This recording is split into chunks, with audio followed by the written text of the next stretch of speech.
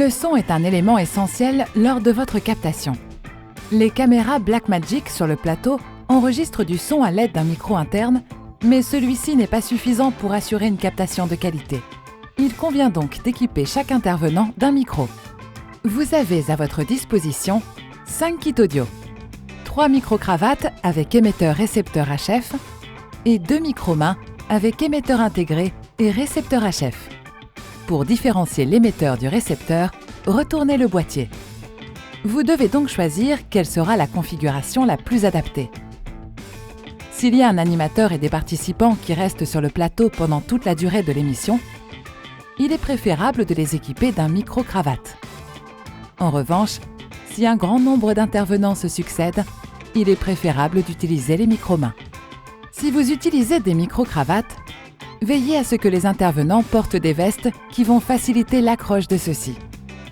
Il faut nécessairement un point d'accroche pour venir pincer l'accroche du micro. Prévenez donc vos intervenants afin qu'ils s'habillent en conséquence. Accrochez le micro à 5 cm environ sous le menton de l'intervenant.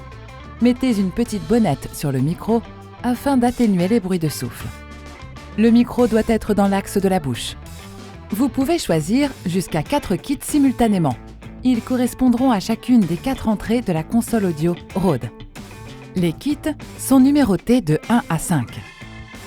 Une fois que vous avez décidé de votre configuration, prenez les kits correspondants. Séparez les récepteurs des émetteurs. Les émetteurs reçoivent le signal sonore. Prenez les émetteurs choisis et branchez-les à l'arrière de la console de son Rode via les entrées XLR. Si vous branchez le récepteur numéro 1 sur le port 1, il sera contrôlé par la tranche numéro 1 sur la console, et ainsi de suite pour les autres. Pour votre usage, une seule partie de la console sera utilisée. Ne touchez pas au reste de la console. Pour mieux identifier et contrôler chaque entrée audio, vous pouvez scotcher temporairement des infos sous la tranche pour savoir à quel micro correspond quelle tranche. Dans le vif du direct, il convient d'être le plus organisé possible pour ne pas mélanger les différents éléments. La console de son va permettre de traiter les différentes sources sonores sur une seule et même machine et de masteriser l'ensemble avant de l'envoyer vers la thème.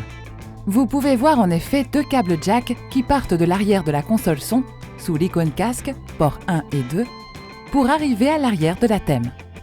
S'ils ne sont pas branchés d'un côté ou de l'autre, faites-le immédiatement. Port 1 de la console vers port 1 de la thème et idem pour le 2. Votre configuration est maintenant correctement branchée.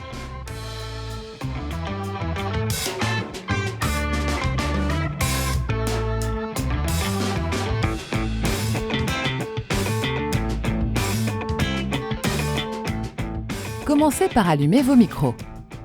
D'abord, ouvrez le capot de l'émetteur en pinçant sur les côtés et appuyez sur le petit bouton noir On/Off. Il s'agit d'un bouton rouge sur les micro-mains. Faites de même pour votre ou vos récepteurs. Vérifiez l'état des batteries des émetteurs-récepteurs. Elles doivent être pleines avant de tourner. 3 bars.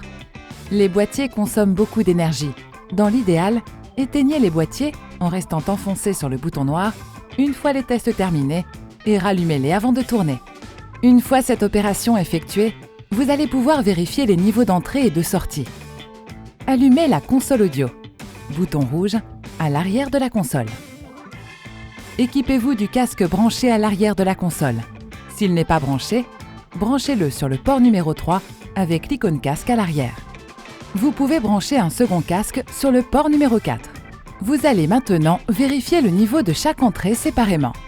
Commencez par le micro branché sur la source 1, vérifiez que la tranche 1 est aux 3/4 environ et testez le micro, idéalement par l'intervenant pour avoir son réel niveau sonore.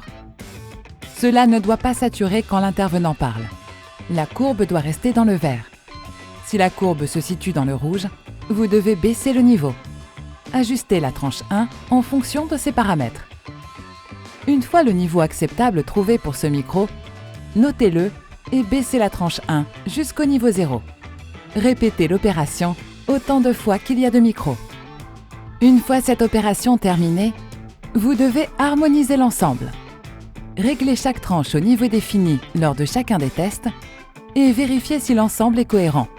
Un intervenant ne doit pas avoir un niveau beaucoup plus fort qu'un autre. Lors d'une émission en direct, s'il vous reste un micro-main inutilisé, branchez-le et réglez-le. Vous le conserverez de côté comme un filet de sécurité si toutefois l'un des micros situés sur le plateau tombait en panne. Les niveaux sonores en haut à droite ne doivent pas être changés. Si toutefois ces paramètres avaient changé, il faut impérativement les régler comme suit. Quelques secondes avant le début de l'émission, déclenchez l'enregistrement en appuyant sur le bouton « Rec ». Appuyez à nouveau quand vous souhaitez terminer l'enregistrement. Le son sera ainsi enregistré sur un fichier séparé sur une carte micro SD que vous pouvez récupérer à l'arrière de la console audio Rode. Si vous souhaitez formater la carte, appuyez sur la roue crantée en haut à gauche de l'écran de contrôle de la console audio Rode, puis appuyez sur Hardware et Micro SD Card. Enfin, faites glisser le bouton rouge Slide to Erase vers la droite et appuyez sur Yes pour confirmer. Vous pouvez voir sur l'écran d'accueil le temps restant sur la carte. Parmi les problèmes que vous pouvez rencontrer, il peut y avoir des interférences sur les signaux audio. Vérifiez que ce n'est pas lié à un téléphone resté allumé. Sinon, vous avez la possibilité de changer la fréquence de chaque micro. Pour cela, ouvrez le capot du boîtier de l'émetteur, appuyez une fois sur Set. Vérifiez que Frequency Preset est bien en surbrillance, puis cliquez à nouveau sur Set. Ensuite, vous avez la possibilité, à l'aide des deux flèches, de changer la fréquence sur laquelle l'émetteur et le récepteur fonctionnent. Appuyez sur 7 pour valider le premier chiffre, puis sur les flèches et 7 pour valider le second chiffre. Répétez l'opération pour le boîtier du récepteur en choisissant une fréquence similaire. Vérifiez bien que tous les micros ont une fréquence différente les uns des autres. Pour éteindre la console, appuyez à nouveau sur le bouton rouge à l'arrière de la console. Vous devez confirmer l'extinction en appuyant sur Yes sur l'écran de contrôle.